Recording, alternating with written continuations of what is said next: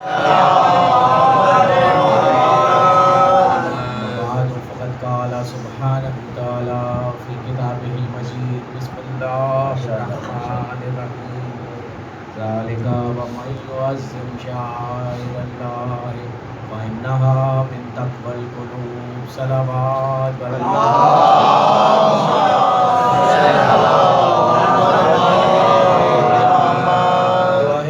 خدائے حسین آپ سب کا ذکر حسین میں شامل ہونا اس سے قبول و منظور دعا یہ بھی ہے کہ ذکر حسین کی جتنی برکتیں، سعادتیں، عظمتیں اور رفتیں پروردگار کائنات میں تقسیم کرتا ہے، آج ان برکتوں، سعادتوں، رفتوں اور عظمتوں کو ان عزاداروں کے دامن میں بھر بانی مجلس، بانیان مجلس کو اس ذکر خیر کی رحمتوں برکتوں سے فیض یاب فرمائے۔ پروردگار یہ سخی حسین علیہ السلام کا ذکر ہے، اس دربار سے کوئی بھی خالی دامن نہ پڑے، جسے رزق چاہیے تبرک حسین کی خاطر رزق عطا فرمائے، جسے اولاد چاہیے ماتم حسین کی خاطر اولاد عطا فرمائے، جسے استطاعت چاہیے اسے عزاخانہ حسین کے لیے استطاعت عطا فرمائے، جسے صحت چاہیے اسے عزاداری حسین کے لیے صحت عطا فرمائے۔ ہماری دعاؤں میں کوئی اور غرض نہیں، کوئی اور مقصد نہیں، مقصد غرض محور فقط ان کی ولا ہے۔ پروردگار قائم آل محمد کے آنے تلک ہماری نسلوں کو اسی مقصد عظیم پر قائم و دائم فرما۔ اس قدر بلند درود پڑھیں کہ تمام دعائیں درجہ قبولیت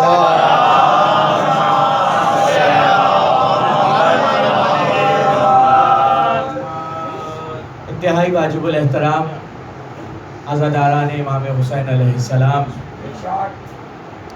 کہ جن کو ورثے میں ایک ایسا عظیم مقصد حیات عطا ہوا کہ دنیا آج بھی سوچ رہی ہے کہ دنیا جنت کی تلاش میں مر جاتی ہے، مٹ جاتی ہے، اور کوئی آج تلک جنت کی خوشبو کو نہ پا سکا۔ اس دہلیز کے وارثوں نے کہا ہے کہ جو ہمارے ذکر کی مجلس کرتا ہے وہ اپنے استطاعت کے مطابق جب ہماری خاطر فرش بچھاتا ہے تو وہ جان لے کہ وہ زمین پر بیٹھ کر بہشت کی خوشبو کو پھیلا۔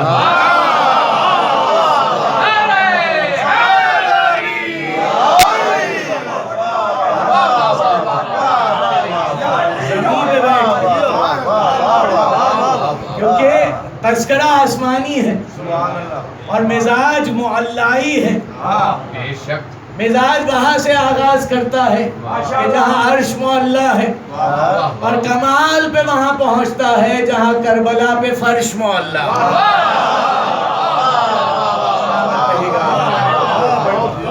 تو یہ دونوں کیفیات اس مجلس میں جمع۔ اب قرآن کریم کی آیت نے ارشاد فرمایا، سورہ الحج کہا گیا وَمَن يُعَظِّمْ شَعَائِرَ اللَّهِ فَإِنَّهَا مِن تَقْوَى الْقُلُوبِ، جس نے تعظیم کی اللہ کی نشانیوں کی، جس نے تعظیم کی اللہ کی علامات کی، جس نے تعظیم کی اللہ کی طرف اشاروں کی، جس نے تعظیم کی ان کنایوں کی کہ جو اللہ کی طرف جاتے ہیں، جس نے تعظیم کی ان اشیاء کی جن میں اللہ دکھائی دیتا ہے،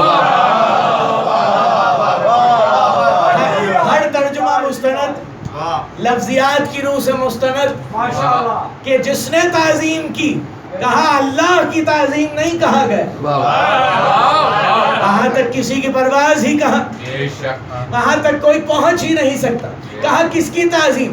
کہا اللہ کی نشانیوں کی تعظیم، اللہ سے منسلک اشیاء کی تعظیم، اللہ کی علامتوں کی تعظیم۔ اللہ بتانا یہ چاہ رہا ہے کہ تمہارے لیے کافی ہی اتنا ہے کہ مجھ تک آنے سے پہلے میری نشانیوں کو کہیں ڈھونڈو، کہ جہاں جہاں تمہیں گمان ہو، جہاں جہاں تمہیں گمان ہو کہ تمہیں محسوس ہو کہ یہ بارگاہ کسی زمینی شخص کی نہیں ہے، روحانی بارگاہ ہے، سمجھ لینا یہ کوئی ایسا در نہیں ہے جو ایسا در کہا جائے کہ جس میں جا کر انسان کا مقدر نہ بدلے، جہاں جاتے ہی انسان کا مقدر بدل رہا ہو، سمجھ لینا وہی در اللہ کا در ہے۔ تو پھر دنیا کو معلوم ہوا کہ ہر ایک رات پہلے مقدر میں جہنم لکھوائے ہوئے تھے، ادھر حسین کی تعلیمات جنت میں داخل۔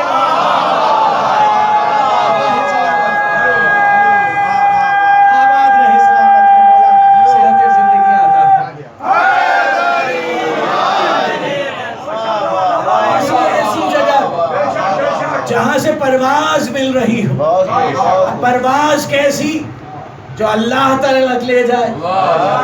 اسی لیے تو پطرس آئے تھے پرمس کرنے کے لیے، کیونکہ اس دہلیز سے پرواز بھی عطا ہوتی ہے۔ آسمان والے بھی روٹیاں مانگنے کون آتے؟ اپنے لیے عزت مانگنے آیا کرتے تھے۔ اللہ نے نظام کو تحلیل کیا کہ اس نے کہا عزت کا رب میں ہوں، مگر بانٹنے والے یہ ہیں۔ اسی لیے فرشتوں کو کبھی یتیم بنا کے بھیجا، کبھی اسیر بنا کے بھیجا، کبھی مسکین بنا کے بھیجا، بتایا کہ عزت تقسیم ہو رہی۔ اب ڈھونڈنا ہے ہر اس شے کو کہ جس میں اللہ دکھائی دے، اللہ سجھائی دے، اللہ محسوس ہو، اللہ کی علامات نظر آئے، اللہ کی نشانیاں ظاہر ہوں۔ معلوم ہوا انسانیت کی بقا کے لیے ضروری ہے، کیونکہ قرآن نے صاف لفظوں میں کہا ہے فَإِنَّهَا مِن تَقْوَى الْقُلُوبِ، تقوی اسی کے دل میں آئے گا جو اللہ کی نشانی کی تعظیم کرے۔ اب حضرت صالح، ان کی اونٹنی کا معجزہ انتہائی مشہور و معروف، کیا تعارف کرایا نبی نے؟ صالح نبی نے کیا تعارف کرایا؟ کہا ہذہ ناقۃ اللہ، ہذہ ناقۃ اللہ لکم آیاتً، کہا یہ اللہ کا ناکا ہے۔ اب ناکا اللہ کا ہے، لیکن سواری کبھی اللہ نے کی نہیں، لیکن زبان نبی ہے، زبان نبوت ہے، اس لیے تصدیق کی مہر ثبت ہے۔ کہا ہذہ ناقۃ اللہ، یہ اللہ کا ناکا ہے، یہ اللہ کی سواری ہے، لکم آیاتً، اور یہ آیت اللہ ہے۔ معلوم ہوا جس شے میں اللہ کی کوئی نشانی ہو اسے آیت اللہ کہا جاتا ہے، وہ آیت اللہ کہلاتی ہے۔ تو اب دنیا آج تک اگر غور کرے تو اس کی سمجھ میں آئے گا کہ جس پر اللہ نے سواری نہ کی، صرف نسبت دے دی، وہ تو اللہ کی آیت بن گئی، اور جس کو اپنے گھر میں اتار دیا وہ کیا ہوا؟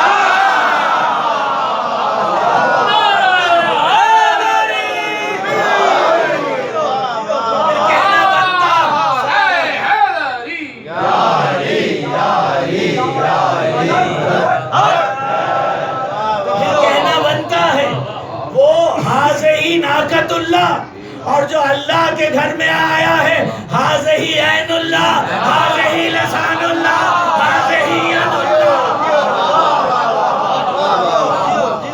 جو اللہ کی نشانی، جو اللہ کی ترجمانی کرنے آیا ہے۔ اب علی کس معیار پہ جب جنگ کرتے ہیں تو کس معیار پہ جنگ ہے کہ ایک ہاتھ سے تلوار چل رہی ہے جس میں کبریائی ظاہر ہو رہی ہے، اور دوسری ہاتھ سے علی تسبیح پڑھ رہے، ایک جانب کبریائی کی طرف حملہ کرنے والوں سے بدلہ چل رہا اور دوسری جانب حمد الہیہ چل رہی ہے۔ علی مسلسل کبریائی کی ترجمانی میں مشغول رہا، کہ اسی لیے کہنا پڑ گیا کہ علی عین اللہ بھی ہے، علی لسان اللہ بھی ہے، علی عضو اللہ بھی ہے، علی جنب اللہ بھی ہے، علی عین اللہ بھی ہے، علی ارادت اللہ بھی ہے، علی اشہد اللہ بھی ہے، علی نفس اللہ بھی ہے۔ یہ سب لقب کیوں اللہ اللہ اللہ ہو رہا ہے؟ کہا جو اللہ اللہ کروائے گا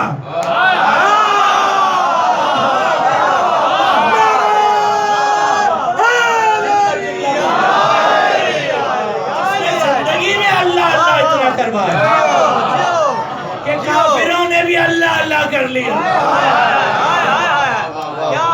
اکبر کی صدائیں بلند ہوتی تھی، علی حملہ کرتے تھے۔ تو یہ وہ گھرانہ ہے کہ جنہوں نے جب تلوار بھی اٹھائی ہے تو کس طرح سے کبریائی مزاج میں اٹھائی، کیونکہ ایک ایک لمحے کو اس کے ظاہر کر رہے ہیں۔ یہ اس کے ظہور کا نام ہے، یہ اس کی مشیت کا نام ہے، یہ ارادت اللہ ہے۔ یہ اپنے ایک ایک قدم سے اس کے اقدام کو بتاتے ہیں۔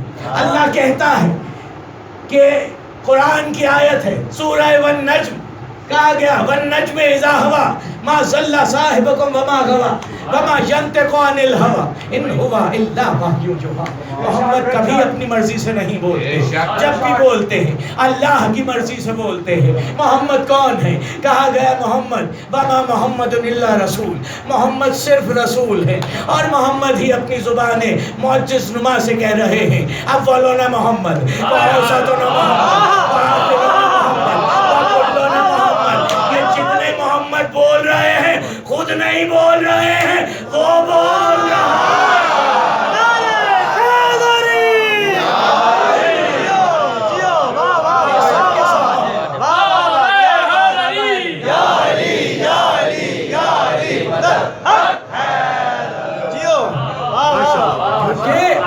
سوال نبی سے میں نے جوڑا تاکہ بات ہماری آسان ہو جائے اور قلیل وقت میں ایک جلیل ذکر کی طرف ہم پرواز کریں۔ ناقۃ اللہ وہ شے کہ جو اللہ نے کہہ دی کہ میری ہے۔ بیت اللہ رہا کبھی نہیں، بسا کبھی نہیں، بیٹھا کبھی نہیں، اترا کبھی نہیں، لیکن پھر بھی بیت اللہ ہے، اللہ کا گھر ہے، سب سجدہ بھی کرتے ہیں۔ لیکن جب اللہ کا ڈھونڈنے کے لیے کوئی جائے گا کہ یہ کس کا گھر ہے، پوچھئے، سب چھوڑیے، سب باتوں کو چھوڑیے، چلتے ہیں اس خطبے کی طرف جس میں کعبے کی چھت پہ آ کے علی کے بیٹے نے علی کے لہجے نے یہ بتایا ہاذہی کعبۃ اللہ، یہ اللہ کا کعبہ ہے بے قدوم ابی، جسے میرے بابا کے قدموں نے قبلہ کر دیا۔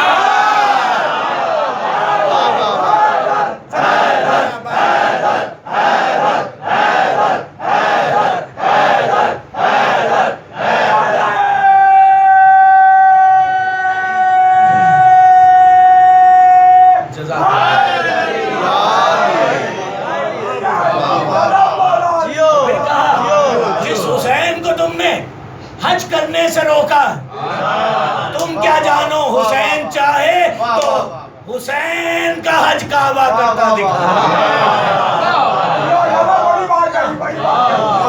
بات صرف اتنی سی ہے کہ سمجھنے کی ضرورت ہے کہ اللہ نے اپنی معرفت کے دروازے انسان پہ کتنے کھولے۔ مولا حسین فرماتے ہیں من لا یحتج الی التفسیر، خدا وہ ہے جو نہ تفصیل میں آتا نہ تفسیر میں آتا، نہ لفظوں میں اترتا، نہ عبارتوں میں اترتا، نہ جملوں میں کہا جاتا، نہ گفتگو میں لایا جاتا، نہ بیان میں سمیٹا جاتا۔ خدا وہ ہے کہ جو ان سے ماورا۔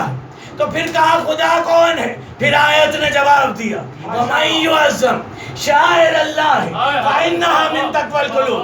اللہ کہہ رہا ہے میری معرفت تک نہیں پہنچ سکتے، ہاں میرے لوگوں تک پہنچو جو ایسے اللہ والے ہیں، جو ایسے اللہ والے ہیں کہ جب انہیں اللہ کہا جاتا ہے وہ سجدہ کر کے کہتے ہیں ہم جسے جھک رہے ہیں وہ اللہ۔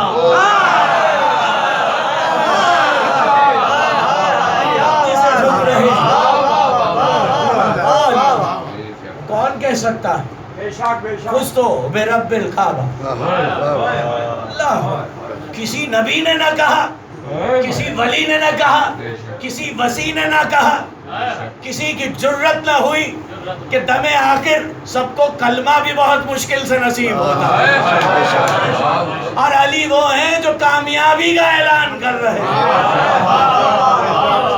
رب کعبہ کی قسم، معلوم ہوا آخری وقت میں بھی رب کعبہ کی شناخت کرائی کہ بے شک گھر اس کا، آئے ہم ہیں، لیکن کیا کریں، حل جزاء الاحسان الا الاحسان۔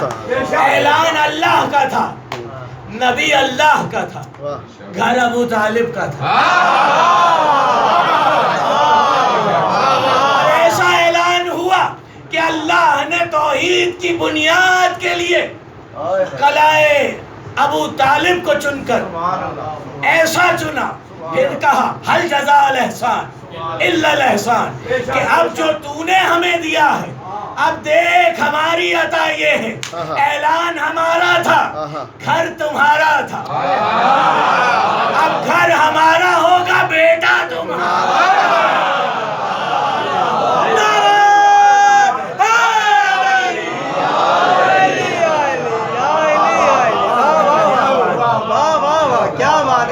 کہیں غلو کا گمان ہوتا ہوگا سب کو کہ اللہ اللہ کی باتیں ہو رہی ہیں، علی کی فضیلتوں کو اللہ سے ملایا جا رہا ہے. لطف ہی اللہ کو ماننے کا اس وقت ہے کہ جب علی کو مانا جائے، حسین کو مانا جائے، جو خود اپنی ذات میں خدا دکھائی دیتے ہو، جب وہ سجدہ کر کے کہیں کہ کوئی اور خدا ہے، تب لطف آتا ہے. توحید کا لطف ہی یہی ہے کہ علی کو اتنا مانا جائے کہ دنیا تھک کے تمہیں کہہ دے کہ تم مشرک ہو گئے، اور تم اطمینان سے کہو ہم جانتے ہیں یہ ہمارا مولا جانتا.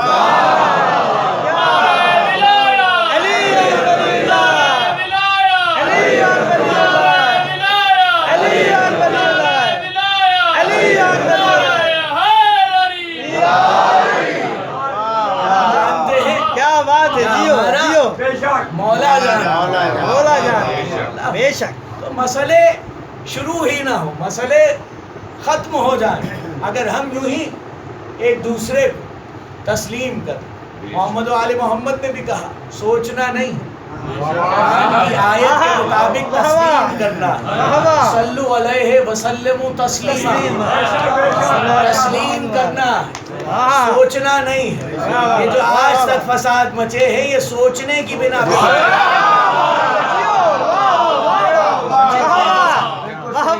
جتنے بھی فساد ہیں وہ سوچنے کی وجہ سے بنے. کس نے سوچا؟ 6000 سال کی عبادت کرنے والا ابلیس کہہ رہا تھا 6 منٹ کے پتلے کو سجدہ کروں. اس نے یہ نہیں دیکھا کہ یہ شاعر اللہ ہے. اس نے کہا اسے سجدہ کروں جو میرے سامنے تراب سے بنایا گیا، جو میری آنکھوں کے سامنے بنایا گیا. وہ کیسے عظیم. یہی ہر امت نے غلطی کی کہ صالح کی اونٹنی کو کسی نے تسلیم نہیں کیا. نہیں کیا. کیوں نہیں کیا؟ انہوں نے کہا ہمارے سامنے چلتی پھرتی ہے، اللہ اس پہ کبھی دکھائی نہیں دیا. نبی کہہ رہا ہے اللہ کی سواری ہے. یہ امتیں غارت ہوئی ہیں صرف انہی شکوک کی بنا پر کہ وہ تسلیم نہ کر سکے. اب جب نبی کا بندہ، جب اللہ کا بندہ جو نبی، وہ کہہ رہا کہ میں اللہ کا ترجمان ہوں، یہ اللہ کی سواری ہے، تو جس نے تسلیم کیا وہ بخشے گئے. نوح نے کہا یہ اللہ کا سفینہ ہے، جو بیٹھ گیا بچ گیا. ہم بھی یہی کہہ رہے ہیں یہ فرش حسین اللہ کا ہے.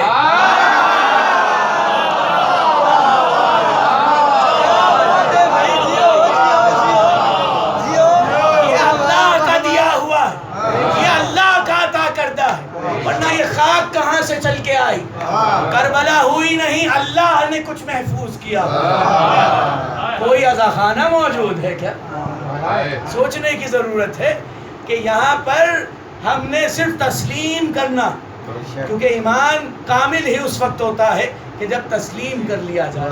جہاں سوچا جائے گا وہاں پر پھر آپ کو سوچ کے کئی زاویے میں دیے دیتا ہوں. کعبے کو سجدہ ہے تو مٹی کی دیواریں. کس شے کو سجدہ ہے؟ کہا اللہ کے گھر کو.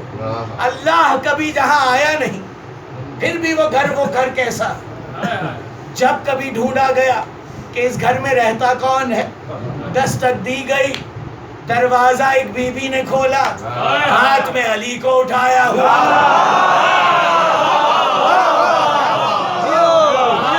علی کو اٹھایا، اس کے علاوہ کوئی اور ثبوت نہیں. تو بات صرف ہے کہ تسلیم کر لیا جائے، ورنہ یہ سوچ سے ماورا اور جو سوچ میں مبتلا وہ انہیں تسلیم ہی نہ کر سکتا، اسی لیے ظلم۔ آپ میں سے بہت سا ایسا مجمع ہے جو مبشر زیدی صاحب کے خمسے میں موجود تھا، ہم نے اس میں ظلم پہ گفتگو کی کہ ظلم ہے کیا، کہ راکھ دان کی خاک دان کی شے کو آپ قلم دان کی جگہ پہ رکھ دیں، یہ ظلم ہے۔ تو جو اس وقت لوگ آل محمد کے فضائل کو بشریت میں تولتے ہیں وہ ان کی جگہ نہیں ہے۔ یہی تو ان کے ساتھ ہر زمانے میں ظالموں نے کیا کہ ان سے ممبر کو چھینا، ان سے مسند کو چھینا، ان سے پانی کو چھینا، یہی تو ہوا ہے۔ اس کے علاوہ ہے کیا؟ ظلم ہے کیا جو ان پہ ہوا؟ انہیں تسلیم نہیں کیا۔ علی نے کیا کہا تھا جناب فاطمہ سے؟ بی بی کہتی ہے سنا ہے علی آپ کو امت سلام نہیں کرتی، کہا زہرا کیا بیان کرے، ہم جسے سلام کرتے ہیں تو ظلم سمجھنے کی ضرورت ہے اور انہیں صرف تسلیم کرنے کی ضرورت ہے۔ جس نے جتنا کیا ہے اسے اتنی جزا ملے گی۔ لیکن کہا گیا مجلس ابھی بس سمیٹ دیا بیان کو، گزشتہ دنوں گفتگو ہوئی، کسی نے آ کے مجھ سے کہا اب غریب مجلس نہیں کرا سکتے۔ دیکھیے ہر کسی کا اپنا مزاج ہے، ہر کسی کی اپنی استطاعت ہے، وہ اس کے مطابق کرتا ہے، لیکن آپ اپنے بیٹھے ہیں اس لیے بات کر رہا۔ ہماری سوچ یہ تبدیل ہو گئی ہے کہ ہم عوام کو بلانے کے لیے مجلس کر رہے ہیں، امام کو بلانے کے لیے۔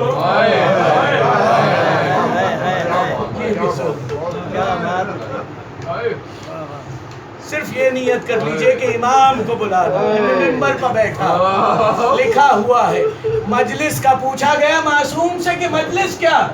معصوم نے کہا سورج کی طرف پشت کرو اور اپنے سائے کو ذکر حسین سناؤ۔ یہ غریبوں کا ذکر ہے نا، کوئی تقاضا نہیں ہے کہ کسی عالی شان محل میں، کوئی تقاضا نہیں ہے کہ کئی انتظامات۔ جناب زہرا نے کہا ہے دو شخص اگر خلوص سے بیٹھ کے ہائے حسین کہیں تو کیا چھوڑ دو۔ ابھی چہلم منا کے گزرے ہیں نا، چہلم کتنی بیویوں کی حسرت کا نام ہے۔ کہا جاتا ہے چہلم وہ دن ہے جس دن بیویاں پرسہ سمیٹتی بھی ہیں اور مومنین کو اجر بھی تقسیم کرتی ہیں، اور سید سجاد سے ہر مومن کا شکریہ ادا کرتے ہیں، کہتے ہیں تم اس کو روئے ہو جسے ہم نہ رو سکے، کیونکہ کئی مرتبہ سید سجاد نے جملہ کہا ہے کہ میں کیسے بھول جاؤں مجھے باپ کے لاشے سے ایسے جیسے وہ میرا کچھ لگتا ہے۔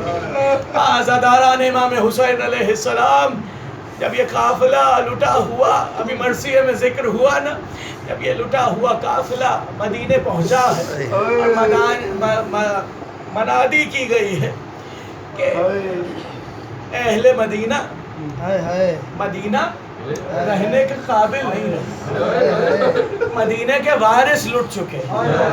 یہ اعلان سنتے ہی کئی گھروں میں قیامتیں برپا، لیکن ایک قیامت ایسی تھی کہ جو کسی وعدے سے بندھی ہوئی۔ کہا گیا سب سے پہلے جو گھروں سے نکلی ہے ان مستورات میں جناب صغرا اپنی دادی ام البنین عباس کی ماں کو تھامے ہوئے جیسے ہی باہر آئی، سید سجاد عالم غربت میں ریت میں بیٹھے ہوئے۔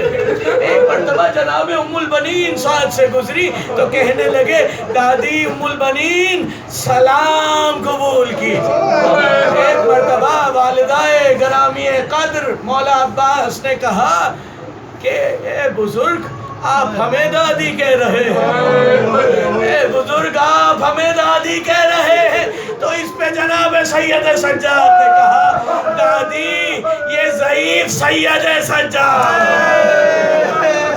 ایک مرتبہ جناب ام البنین نے کہا سید سجاد 23 برس 10 کی عمر اور یہ بالوں میں سفیدی، ضعیفی کیسے آ گئی؟